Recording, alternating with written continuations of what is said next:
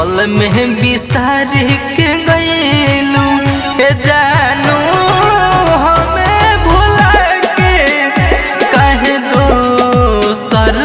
के भइलू हे जानू।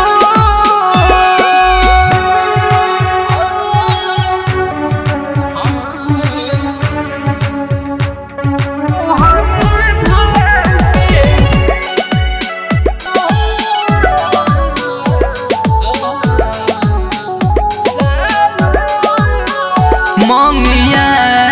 में से नूरा पड़ल हम देख न पैनी गलती बाज हमारे दिलवा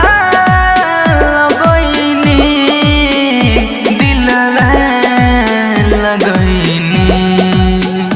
रही हंसते हमके रवैलू ऐसे कह के बोलो न कह पैलू हे जानू हमें भुला के काहे दोसर के भइलू हे जानू।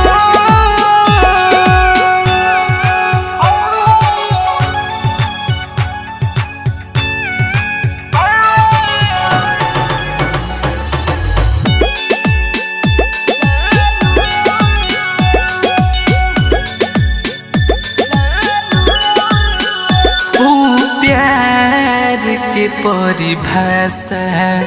बदनाम हो गई देवदास नासिर के हाथ में अब जाम हो गई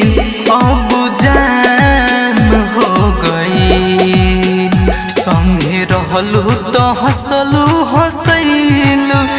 बिना बदरा के बारिश करैलू हे जानू हमें भुला के काहे दोसर